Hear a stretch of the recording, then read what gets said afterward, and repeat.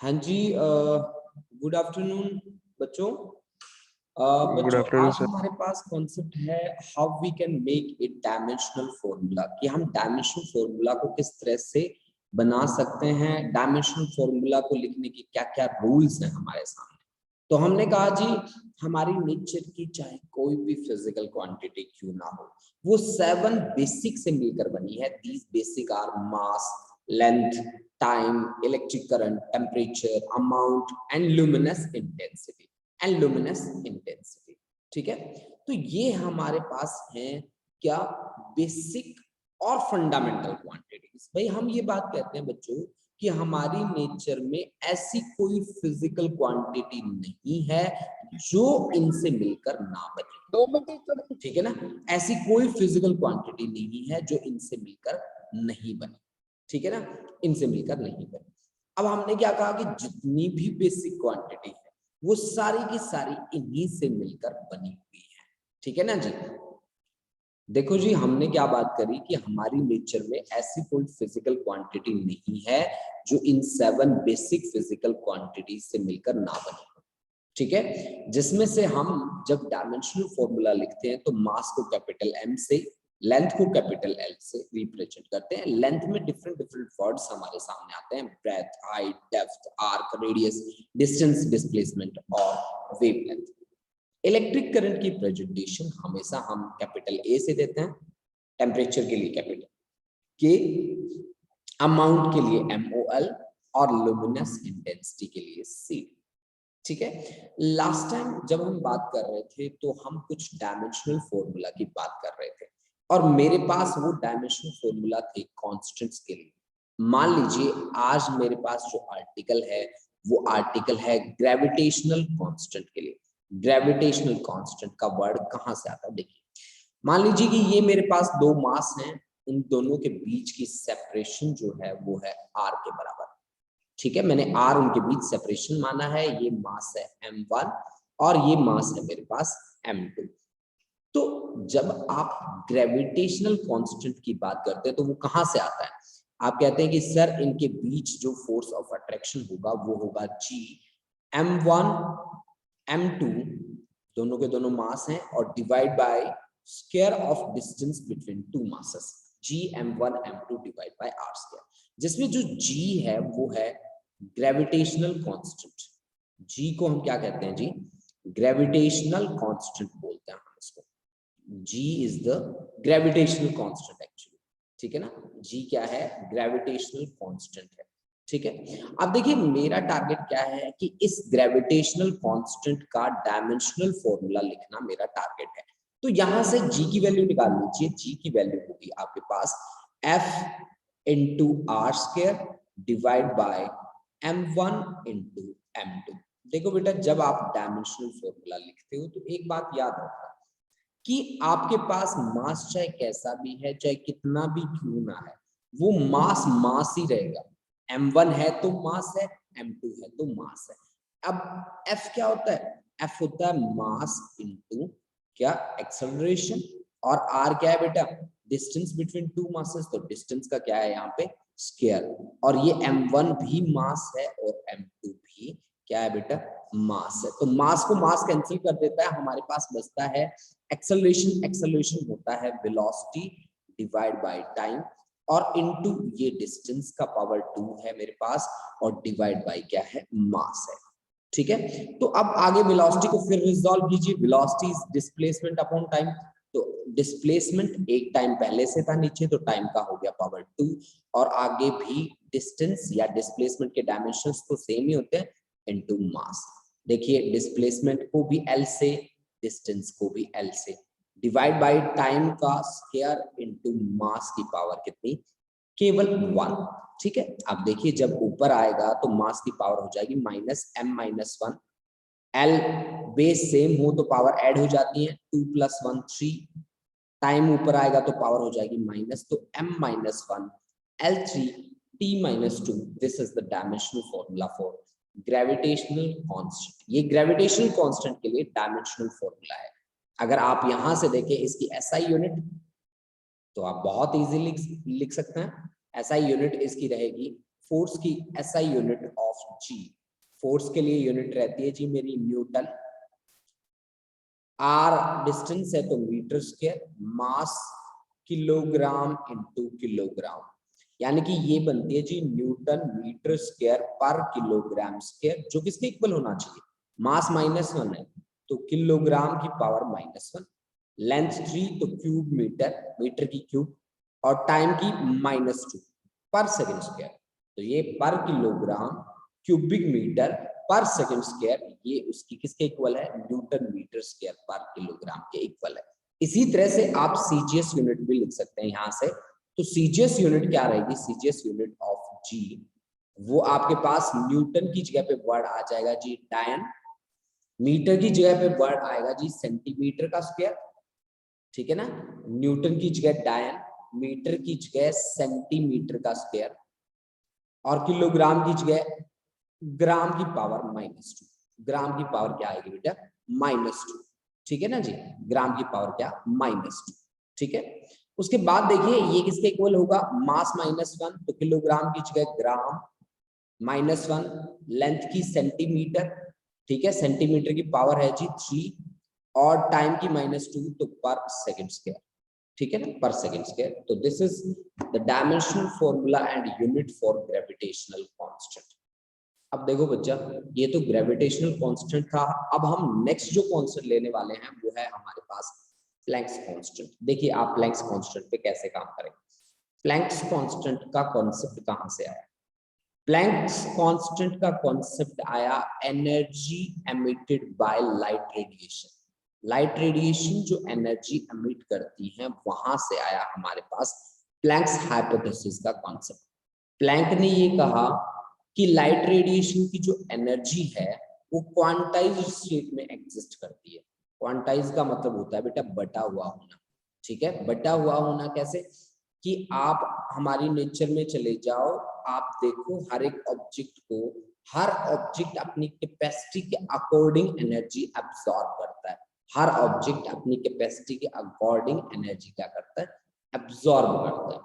तो max Planck ने क्या कहा, प्लैंक्स हाइपोथेसिस क्या कहता है, प्लैंक्स हाइपोथेसिस कहता है कि energy of light radiations exist in the quantized state according to the relation, that relation is equal to NH nu, जिसमें n होता है आपके पास नंबर जिसकी वैल्यू हो सकती है 1 2 3 अप टू इंफिनिटी, आप वैल्यू ले सकते हैं, ठीक है, और h है इसमें प्लैंक्स कांस्टेंट।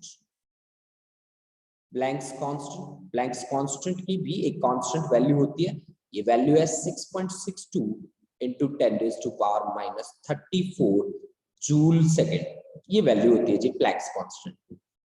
और यहाँ पे न्यू जो है ये है frequency of emitted radiations, frequency of emitted radiations, emitted radiations. अगर मैं n = 1 ले लूं तो इसका मतलब है ये एक सिंगल लाइट पार्टिकल है। अब सिंगल लाइट पार्टिकल का नाम होता है भाई फोटोन, ठीक है, तो उसकी एनर्जी कितनी आई, फोटोन की एनर्जी h * न्यू, न्यू की जगह पे कई जगह पे f वर्ड भी लिखा होता है, f का मतलब होता है फ्रीक्वेंसी, कई जगह पे न्यू से प्रेजेंटेशन की होती है उसकी, और कई जगह f से उसकी प्रेजेंटेशन की होती है। तो अगर मैं यहाँ से आपसे पूछूं कि आप मेरे को h का डायमेंशनल फॉर्मूला बताओ, तो आप क्या करोगे, एनर्जी डिवाइड बाय क्या आ गया, फ्रीक्वेंसी। अब आपको पता है ना फ्रीक्वेंसी का रेसिप्रोकल कौन होता है, टाइम पीरियड, यानी कि एनर्जी को मल्टीप्लाई कर दूं अगर टाइम से तो वो प्लैंक्स कांस्टेंट का डायमेंशनल फॉर्मूला आ जाएगा, ठीक है ना जी।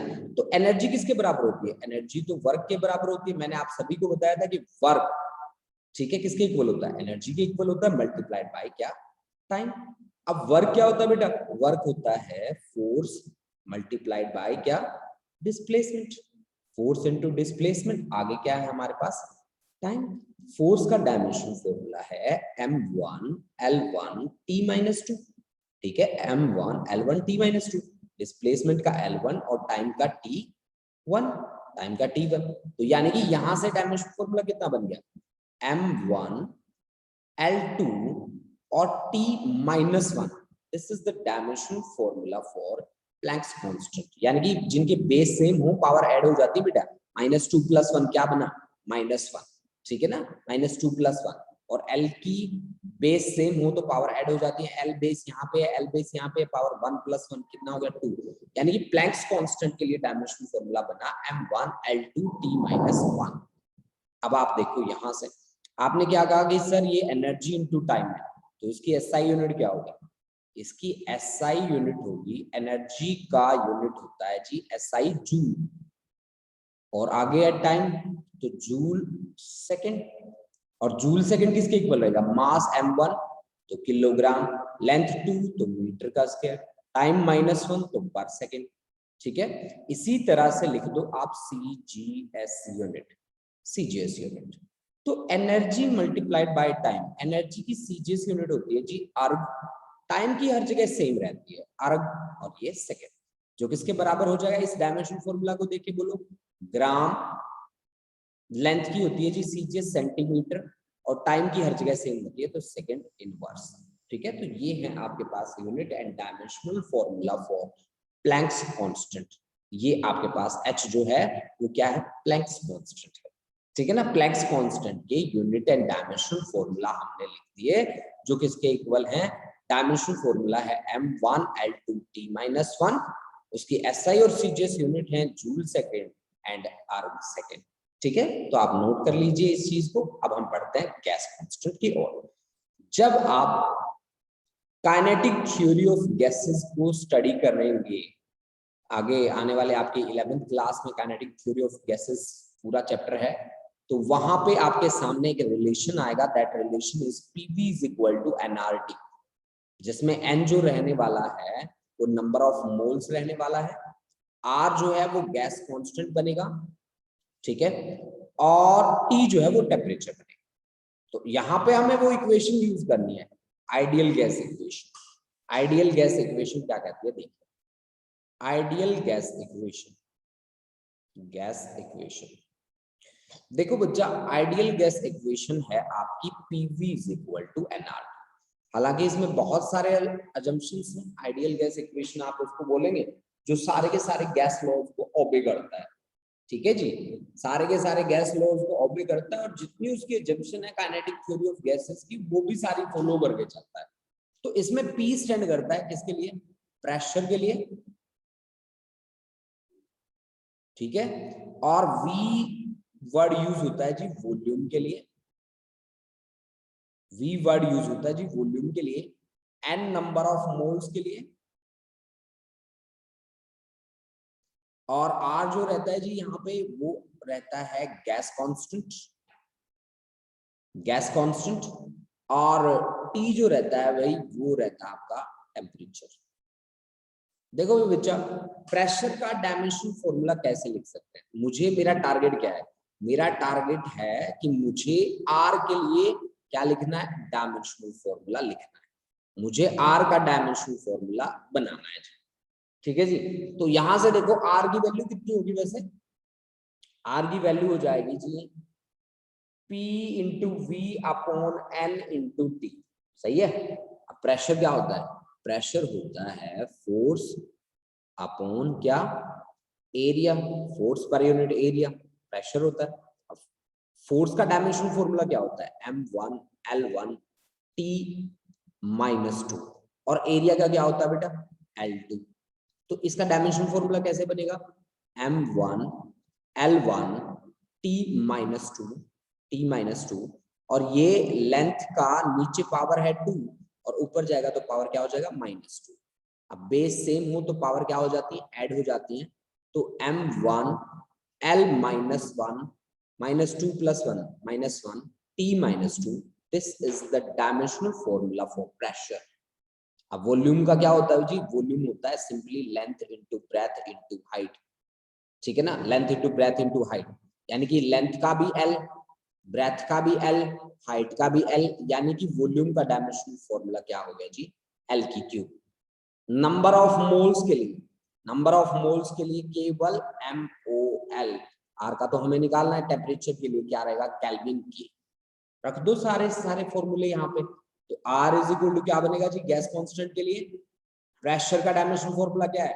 प्रेशर का डायमेंशनल फॉर्मूला है m1, ठीक है ना जी, m1 L-1 T-2, वॉल्यूम का L का cube divide by N4 number of mole के लिए डायमेंशनल फॉर्मूला MOL, और T टेम्परेचर के लिए केल्विन। यानी कि ये आपका डायमेंशनल फॉर्मूला बन गया m1 L2 T-2, मोल ऊपर आएगा तो मोल इनवर्स और केल्विन इनवर्स, यानी कि m1 L2 T-2 पर मोल पर केल्विन। ये डायमेंशनल फॉर्मूला है जी किसका, गैस कांस्टेंट का। गैस कांस्टेंट के लिए डायमेंशनल फॉर्मूला क्या बना, m1 L2 T-2 पर मोल पर केल्विन। ये आपका क्या बन गया जी, डायमेंशनल फॉर्मूला बन गया किसके लिए, गैस कांस्टेंट के लिए। क्या ये डायमेंशनल फॉर्मूला समझ में आया बेटा सभी को? हाँ जी, गैस कांस्टेंट वाला डायमेंशनल फॉर्मूला क्या समझ में आया? बोलो पुनीत, पुनीत। Yes sir. चलो अमरजीत,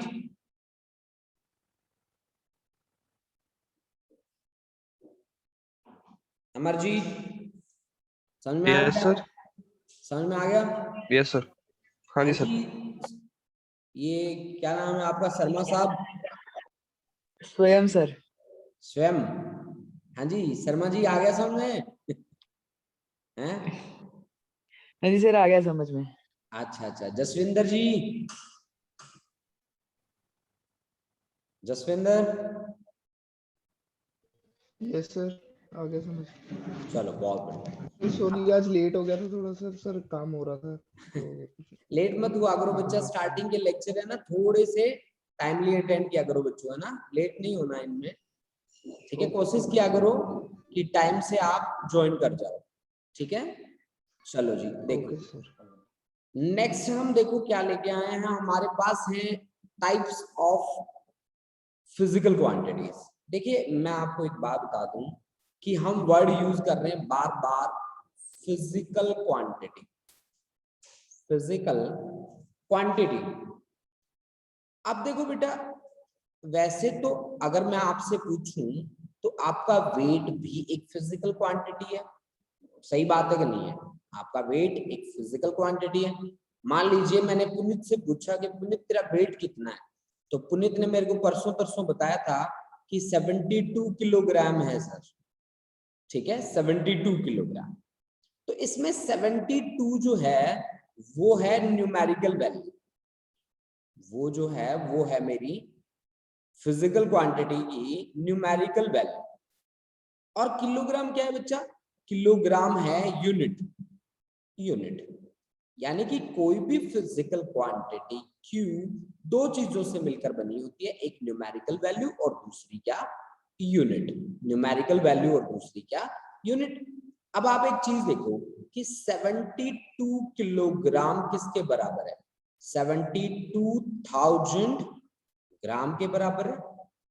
यानी कि यहाँ पे ये आपका N1 न्यूमेरिकल वैल्यू अलग है, यहाँ पे न्यूमेरिकल वैल्यू अलग है, और यहाँ पे यूनिट है जी किलोग्राम, और यहाँ पे यूनिट है जी आपकी ग्राम। तो यानी कि N into you, numerical value multiplied by unit is always क्या बेटा, कांस्टेंट। इसकी वैल्यू हमेशा क्या रहती है बच्चों, कांस्टेंट रहती है बेटा, numerical value multiplied by unit. अब देखिए हमारे पास कितने टाइप की फिजिकल क्वांटिटी, टाइप्स तो होंगे उनके डायमेंशनल फॉर्मूला के बेसिस पे हम उनको डिवाइड कर सकते हैं। तो कितने तरह के हमारे पास फिजिकल क्वांटिटीज हैं ये हमें देखना है। एक तो है हमारे पास डायमेंशनल कांस्टेंट, जिनके डायमेंशनल फॉर्मूला हैं लेकिन उनकी वैल्यू क्या है, constant. Dimensional constant, dimensional variable, dimensional constant, dimensional variable, dimension less constant और डायमेंशन लेस वेरिएबल। हमारे पास चार तरह की फिजिकल क्वांटिटी हैं आज, ठीक है। वो है हमारे पास डायमेंशनल कांस्टेंट, डायमेंशनल वेरिएबल, मैं यहाँ पे एक्सप्लेन करूंगा सभी को, ठीक है। ये देखिए जी मेरे पास है क्या क्या, पहला मैं डायमेंशनल कांस्टेंट लूंगा, फिर मैं डायमेंशनल वेरिएबल की बात करूंगा, फिर मैं डायमेंशन लेस कांस्टेंट लूंगा, फिर मैं डायमेंशन लेस वेरिएबल की बात करूंगा। 4 types of physical quantity on the basis of dimensional formula. ठीक है, तो पहला मैंने लिया dimensional constant, dimensional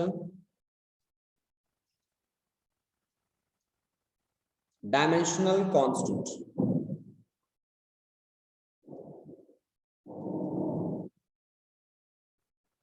dimensional constant.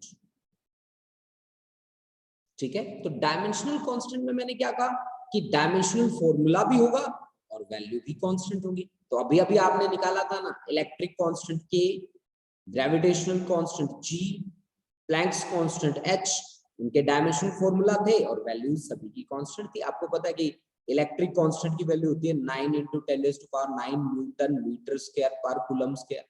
Gravitational constant की वैल्यू, कांस्टेंट वैल्यू होती है 6.67 × 10⁻11 न्यूटन मीटर स्क्वायर पर किलोग्राम स्क्वायर। ठीक है ना, प्लैंक्स कांस्टेंट की वैल्यू भी आपने बताई थी, वैल्यू कांस्टेंट है लेकिन डायमेंशनल फॉर्मूला भी है। दूसरा हमारे पास है डायमेंशनल वेरिएबल, डायमेंशनल वेरिएबल। देखो बच्चा, इनका डायमेंशनल फॉर्मूला भी होगा और वैल्यूज वेरी करेंगे। सबसे अच्छा एग्जांपल इसका क्या लेते हैं हम, एरिया। जैसे कि आपने एरिया लिया, एरिया का डायमेंशनल फॉर्मूला क्या होता है, एल स्क्वायर। इसकी वैल्यूज क्या करती है, वेरी करती है। लेंथ और ब्रेथ कभी फिक्स नहीं होती, हर कंडीशन में आप अलग अलग लेंथ लेते हो, अलग अलग ब्रेथ लेते हो। ठीक है, तो ये डायमेंशनल फॉर्मूला भी है और वैल्यूज उनकी वेरिएबल है। जैसे कि फोर्स का डायमेंशनल फॉर्मूला भी है और वैल्यूज वेरी करेंगे। जैसे कि मोमेंटम, इसमें तो बहुत सारी फिजिकल क्वांटिटीज आ जाती हैं। Momentum, mass into velocity. जैसे कि पावर इज फोर्स, क्या है ये, power is work upon time. Pressure force upon area. तो यानी कि बहुत सारी फिजिकल क्वांटिटी हैं जिनके डायमेंशनल फॉर्मूला भी हैं और उनकी वैल्यूज क्या हैं, वेरिएबल है। थर्ड जो मैंने कैटेगरी ली है वो डायमेंशन लेस की ली है। मैंने कहा जी dimensionless constant, dimensionless constant, इनकी वैल्यूज कांस्टेंट रहेंगी जी और इनका कोई डायमेंशनल फॉर्मूला नहीं होता। यानी कि आपके पास जैसे कि पाई है उसकी कांस्टेंट वैल्यू है, एक्सपोनेंशियल है उसकी कांस्टेंट वैल्यू है, जितने भी नंबर हैं उनकी कांस्टेंट वैल्यू है 1 2 3 अप टू इंफिनिटी। मतलब सारे नंबर इस कैटेगरी में आते हैं। पाई, एक्सपोनेंशियल, ई, ये भी इसी कैटेगरी में आते हैं। यानी कि ये डायमेंशनल लेस भी हैं और इनकी वैल्यूज क्या है बेटा, कांस्टेंट है। ठीक है ना, उसके बाद देखिए डायमेंशन लेस आपका वेरिएबल, डायमेंशन लेस वेरिएबल, इनके डायमेंशनल फॉर्मूले भी नहीं होते, डायमेंशन लेस वेरिएबल, और इनकी वैल्यूज भी क्या करती हैं, वेरी करती हैं, चेंज होती रहती है। जैसे कि एंगल, जैसे कि हम बात करें एंगल की, तो एंगल इज इक्वल टू, आपको पता है angle is equal to arc divided by radius. तो एंगल की वैल्यू चेंज होती रहती है और एंगल का कोई डायमेंशनल फॉर्मूला भी नहीं है ना। एंगल आपको कई बार 30 डिग्री, कई बार 50 डिग्री, इतने मिलते रहता है। इसमें इसके अलावा क्या क्या है, स्ट्रेन की वैल्यूज भी चेंज होती रहती हैं और स्ट्रेन की वैल्यूज भी चेंज होती हैं। इसके अलावा इसका कोई डायमेंशनल फॉर्मूला भी नहीं है, इसका कोई डायमेंशनल फॉर्मूला भी नहीं है।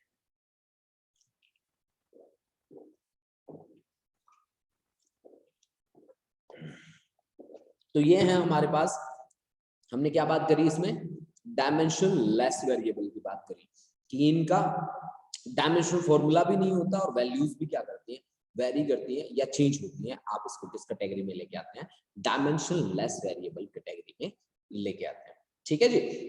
अब देखो बच्चा, अब हमने डायमेंशनल फॉर्मूला बनाना सीख लिया है। ठीक है, धीरे धीरे जैसे जैसे हम चैप्टर टू चैप्टर बढ़ते जाएंगे वैसे वैसे डिफरेंट फिजिकल क्वांटिटीज के लिए डायमेंशनल फॉर्मूला हम बनाते जाएंगे।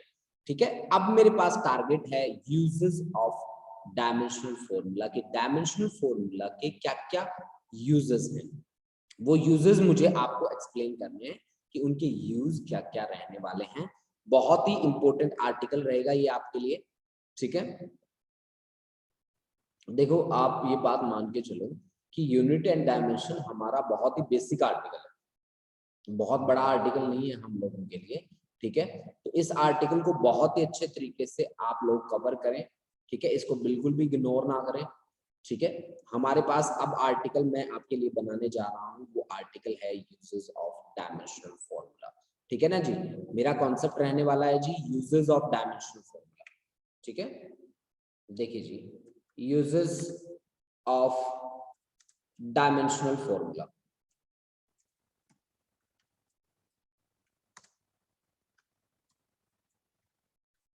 फॉर्मूला बहुत ही ज्यादा इंपॉर्टेंट आर्टिकल है बच्चों, ठीक है। आप ये मान के चलिए कि आप जब स्टार्टिंग करते हैं, फिजिक्स की स्टार्टिंग जहां से होती है, वहां सबसे अच्छा गहराई वाला जो टॉपिक है वो यही है। उसके बाद जैसे ही आप इस पे होल्ड बना लेते हैं, उसके बाद आप कभी भी किसी टॉपिक में आपको रुकने की जरूरत नहीं पड़ेगी, ठीक है। तो ये जितना भी काम करें वो सारा का सारा बहुत ही अच्छे तरीके से आपको ये काम करना है, ठीक है ना जी। बहुत ही अच्छे तरीके से इस काम को आपने कवर करना है। देखो बच्चा, यूजेस ऑफ डायमेंशनल फॉर्मूला हमारे पास क्या क्या यूजेस हैं, देखिए जी। मैं फर्स्ट यूज की बात कर रहा हूं कि डायमेंशनल फॉर्मूला की हेल्प से हम चेक कर सकते हैं correctness of the given relation. कोई भी हमारे पास रिलेशन गिवन होगा तो उसकी करेक्टनेस को हमें चेक करना है। To check correctness of given relation, correctness of given relation, of given relation, ठीक है, relation. To check the correctness of the given relation, कोई भी हमारे पास रिलेशन गिवन है उसकी करेक्टनेस को चेक करना है कि वेदर इट इज करेक्ट और नॉट, तो आप डायमेंशनल एनालिसिस का यूज कर सकते हैं। To convert one system of units into another, to convert one system of units, one system of units into another, मतलब आप SI से CGS में कन्वर्जन कर सकते हैं, CGS से SI में कन्वर्जन कर सकते हैं, मतलब one system of units into another. अच्छा, एक सबसे बड़ा जो यूज है कि आप अपना फॉर्मूला भी बना सकते हैं, घर का फॉर्मूला बना सकते हैं। टू मेक न्यू रिलेशन या new formula, to make new formula, new formula, formula, ठीक है। अगर आपने अपना फॉर्मूला बनाना है तो इसके लिए भी आप यूज कर सकते हैं इस रिलेशन को, ठीक है ना। यानी कि डायमेंशनल एनालिसिस के सहारे आप 3 काम कर सकते हैं जो मैंने आपको यहाँ पे प्रेजेंट किए हैं। To check correctness of the given relation, कि आप चेक कर सकते हैं कि गिवन रिलेशन आपका ट्रू है कि नहीं है, ठीक है, ट्रू है कि फॉल्स है, ठीक है। कई बार आपको जो रिलेशन दिया होता है, जो फॉर्मूला दिया होता है, वो आपका ट्रू नहीं होता, तो आपको चेक करना है कि हाँ जी सही है कि नहीं है। तो सही गलत का फैसला कर देगा आपके लिए कौन, डायमेंशनल फॉर्मूला। अगर डायमेंशनल फॉर्मूला सही आ जाता है तो बात सही है। जैसे कि मैं आपको एक छोटा सा एग्जांपल देता हूँ। देखो जी, हमने क्या कहा कि डायमेंशनल एनालिसिस की सहायता से हम ये चेक कर सकते हैं कि गिवन रिलेशन ट्रू है कि नहीं है। आपने सिंपल पेंडुलम सुना है सभी ने, बिल्कुल ये आपके पास सिंपल पेंडुलम है जो मैं आपके सामने बना रहा हूं, ठीक है जी। और ये यहां से कोई लेंथ L, यहां कोई मास हमने सस्पेंड करना होता है जी। ये लो जी मास, ये उसकी इनिशियल पोजीशन है या मीन पोजीशन हम बोल सकते हैं इसको, और ये उसकी एक्सट्रीम पोजीशन हम ले लेते हैं, एक्सट्रीम पोजीशन, ठीक है ना जी। ये हमने ले ली उसकी एक्सट्रीम पोजीशन, मान लीजिए ये उसकी एक्सट्रीम पोजीशन है, ठीक है ना जी। ये लेंथ उसकी फिक्स रहती है बच्चा पार्टी L, ठीक है। Weight always acts vertically downward बेटा, तो इसका वेट हमेशा वर्टिकली डाउनवर्ड एक्ट करता है mg की डायरेक्शन, यहाँ पे भी वेट डाउनवर्ड एक्ट करता है, ठीक है ना। और यहाँ पे टेंशन भी लगी होती है जी, टेंशन जो है वो रोप वगैरह में लगती है, जिसकी हम आगे चैप्टर में बात करने वाले हैं। ये है आपका वेट, वेट होता है m into g and weight always acts vertically downward. तो इसका जो टाइम पीरियड है, इसका जो टाइम पीरियड है वो होता है बेटा 2 pi under root L by g, जिसमें L रहती है लेंथ और G रहता है acceleration due to gravity, gravity के कारण लगने वाला एक्सेलरेशन। हालांकि ये एक्सेलरेशन ही है बट ग्रेविटी के कारण होता है ये, तो इसलिए हम इसको बोलते हैं एक्सेलरेशन ड्यू टू ग्रेविटी। अब इसको चेक करना है कि check whether given relation is true or not. Check whether given relation is true or not. Given relation is true or not. True or not. आपको ये चेक करना है बेटा कि ये जो गिवन रिलेशन है ये सही है कि नहीं। तो आप LHS साइड देखो, LHS में मेरे को दिख रहा है केबल टाइम, टाइम का डायमेंशनल फॉर्मूला होता है जी TT होता है। RHS में देखो बच्चा, RHS में मेरे को दिख रहा है जी 2 pi under root L by g. 2 pi तो कांस्टेंट होता है, तो कांस्टेंट का कोई डायमेंशनल फॉर्मूला नहीं होता। L के लिए कैपिटल L होगा। G क्या है? G है आपके पास, G एक्सेलरेशन है, ग्रेविटी के कारण है तो एक्सेलरेशन ही ना, तो एक्सेलरेशन होता है वेलोसिटी अपॉन टाइम, और वेलोसिटी होती है जी डिस्प्लेसमेंट अपॉन टाइम। एक टाइम पहले से, तो टाइम इनटू टाइम, टाइम का क्या होगा? स्क्वायर हो गया जी। तो डायमेंशनल फॉर्मूला क्या बन गया? L upon T2। तो ये यहाँ पे रख दीजिए L अपॉन T2। तो L से L कैंसिल हो गया, T2 का अंडर रूट क्या होगा? T। यानी कि LHS और RHS आपके दोनों क्या आ गए बेटा? बराबर आ गए। LHS और RHS जैसे ही बराबर आपके आए, आपने कहा hence we can say the given relation is true। हमारा जो रिलेशन है वो ट्रू है, सही है हमारा रिलेशन। अब देखिए बेटा, मान लीजिए आपके लिए एक और एग्जांपल मैं लेके आता हूँ। ये एग्जांपल आप स्क्रीनशॉट ले सकते हैं इसका, फटाफट से स्क्रीनशॉट ले लीजिए, बहुत इजी था, ठीक है। देखो बच्चा, अब हम आगे बढ़ते हैं। देखिए हमारे पास किस तरह का नेक्स्ट आर्टिकल है, देखिए जी। देखिए मेरे को एक रिलेशन दे रखा है, मान लीजिए कि मेरे को ये कहा गया कि मेरा एक पार्टिकल है और मेरा जो पार्टिकल है वो सर्कुलर पाथ में रोटेट कर रहा है, ऐसे ये पाथ है उसका, और इस पाथ में वो रेडियस r के लिए मूव कर रहा है ऐसे। This is the direction of linear velocity of that particle, है ना, ये डायरेक्शन ऑफ लीनियर वेलोसिटी है उस पार्टिकल की, ठीक है। आप इसको टेंजेंट बोलते हैं, वैसे टेंजेंट आपने ड्रॉ कर दिया, ठीक है। ये रेडियस है उसका, ये पार्टिकल है आपके पास जिसका मास है m, उसकी जो स्पीड है ना बेटा, वो स्पीड ऑफ लाइट के इक्वल ले रहा हूं मैं, c के इक्वल ले रहा हूं। c is the speed of light, speed of light, ठीक है। तो अब मुझे क्या कहा गया कि इसको अगर मैं इस सर्कुलर ट्रैक में घुमाना चाहता हूं, तो इसके लिए जो फोर्स रिस्पॉन्सिबल है वो है F is equal to mc square divide by r के इक्वल है। ये मेरे को कहा गया कि आप चेक कीजिए कि whether this relation is true और not. Check whether this relation is true और not, whether this relation is true और नॉट, रिलेशन इज ट्रू और नॉट, ठीक है जी। ये आपको चेक करके बताना है कि ये जो गिवन रिलेशन है ये सही है कि नहीं है। तो चलो चेक करने के लिए क्या करना होता है हमें, LHS और RHS के डायमेंशन फॉर्मूला क्रिएट करने होते हैं, ठीक है जी, करिए।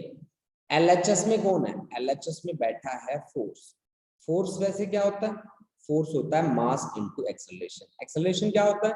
Velocity upon time. वेलोसिटी क्या होता है? Displacement upon time. तो टाइम का क्या आ जाएगा? स्क्वायर। तो मास को किससे लिखते हैं? कैपिटल M से डायमेंशन फॉर्मूला लिखते हैं टाइम, डिस्प्लेसमेंट को कैपिटल L से और टाइम को कैपिटल T से। T का पावर कितना होगा? 2। अब देखो बाय डिफॉल्ट आपको पावर कितना लिखना होता है? 1। तो M1 L1 T की पावर ऊपर आएगी तो -2 हो जाएगी। तो LHS का डायमेंशन फॉर्मूला आ गया M1 L1 T -2। अब अगर LHS का डायमेंशन फॉर्मूला RHS के डायमेंशन फॉर्मूला के बराबर आ जाए तो फिर बात बन जाएगी। तो RHS में कौन है? MC square divide by R। M for mass, ठीक है ना, मास। C क्या है? स्पीड। स्पीड क्या होती है? स्पीड ऑफ लाइट है तो क्या होगा? डिस्टेंस अपॉन टाइम होता है ना स्पीड, तो स्पीड का स्क्वायर था, तो डिस्टेंस अपॉन टाइम का क्या हो जाएगा? स्क्वायर। और डिवाइड बाय R। R क्या है बेटा? रेडियस। कोई बात नहीं। अब देखो मास को कैपिटल M से लिखना है, डिस्टेंस को L से लिखना है, इसका स्क्वायर है, डिवाइड बाय टाइम को T से लिखना है, इसका भी स्क्वायर है। अब रेडियस के डायमेंशंस भी लेंथ के होते हैं, तो लेंथ का एक डायमेंशन इससे कट जाएगा, आपके पास बाकी क्या बचेगा, m1 l1 t-2, यही हमारा LHS वाला है, as LHS is equal to RHS, LHS is equal to RHS, hence the given relation is true। ठीक है, यानी कि आपने इस रिलेशन को चेक करके बता दिया कि आपका जो गिवन रिलेशन है वो सही है। ठीक है ना, तो आप डायमेंशनल फॉर्मूला के हेल्प से ये चेक कर सकते हो कि कोई भी गिवन रिलेशन हमारा ट्रू होगा कि नहीं होगा। तो आज की क्लास हमारी इसी यूज के साथ मैं करता हूँ समाप्त, और मिलते हैं कल बेटा एक नेक्स्ट यूज के साथ, उस पे न्यूमेरिकल्स भी करेंगे। तो बच्चों आप बुक्स परचेज कर लो, प्रदीप की बुक परचेज कर लो बेटा, ठीक है, प्रदीप की बुक परचेज कर लो, उसमें मैं आपको न्यूमेरिकल्स बताता जाऊंगा। आपकी असाइनमेंट जल्दी ही मैं आपको असाइनमेंट देनी शुरू कर दूंगा, कल से कल आपकी पहली असाइनमेंट आ जाएगी आपके पास। ठीक है, तो असाइनमेंट सॉल्व करना मेरे साथ साथ, ठीक है। चलो थैंक यू बच्चा party, thank you students, thank you बेटा।